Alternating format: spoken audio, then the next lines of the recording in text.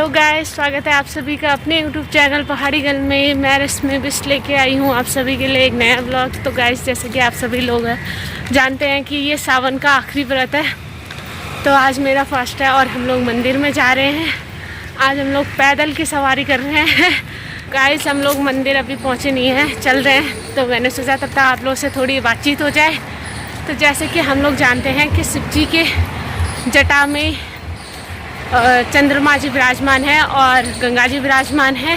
तो आप में से कई लोग जानते नहीं होंगे कि ये किस तरीके से विराजमान हुए शिव जी के जटा पर। तो मैं आप लोगों को बताती हूँ।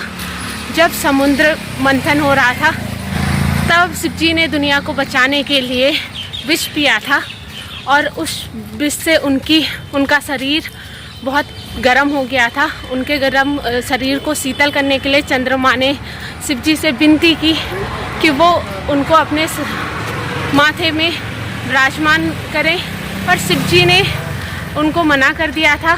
और उसके बाद जब उनका शरीर काफ़ी गर्म होने लग गया तब सभी देवताओं ने उनसे विनती की कि वो चंद्रमा को अपने सर पर विराजमान करें, और तब जाकर शिव जी ने उनकी विनती मानी और शिव जी ने चंद्रमा को अपने सर पर विराजमान रखा। तब शिव जी का शरीर धीरे धीरे करके शीतल होने लग गया। तब से चंद्रमा जी शिव जी के मस्तक पर विराजमान है।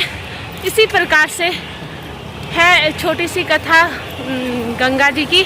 लोग मंदिर पहुंच चुके हैं, तो चलो दर्शन करते हैं भगवान जी के।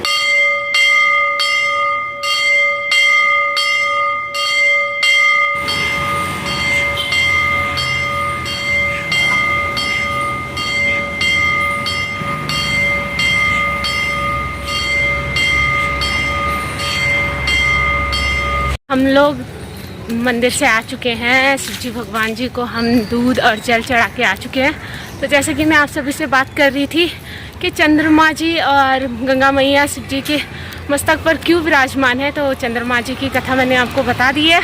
अब बताते हैं गंगा मैया की। तो गंगा मैया कहते हैं कि प्राचीन काल में एक राजा हुआ करता था जिसका नाम भागीरथ था। उसने कठोर तपस्या की गंगा मैया की और कहा कि वो पृथ्वी पर विराजमान हो। तो गंगा मैया का वेग इतना भारी था कि उन्होंने पृथ्वी पर आने से मना कर दिया, कि कहा कि जब अगर मैं पृथ्वी पर आऊँगी तो पृथ्वी मेरा वेग नहीं सह पाएगी। तो फिर भागीरथ जी ने भोलेनाथ की कठोर तपस्या की। कठोर तपस्या करने के बाद भोलेनाथ जी प्रसन्न हुए। उनसे कहा कि मनचाहा वर मांग सकते हो आप। तो उन्होंने अपनी सारी कथाएं सुनाई कि कैसे कैसे हम गंगा मैया को पृथ्वी पर लाना चाहते थे, पर गंगा मैया ने मना कर दिया। फिर शिव जी भगवान ने उनको अपनी जटा में एक तरीके से कैद कर लिया था और फिर उन्होंने किसी पोखरे के पत्थर में शिव जी भगवान ने उन्हें छोड़ा, और तब से गंगा मैया जी शिव जी के मस्तक पर जटा पर विराजमान है। तो ये थी गंगा मैया और चंद्रमा जी की कथा। तो अब मैं मिलूँगी आपको अपने अगले ब्लॉग में। तब तक के लिए बाय बाय, और आप सभी को इंडिपेंडेंस डे की हार्दिक शुभकामनाएं। तो चलो।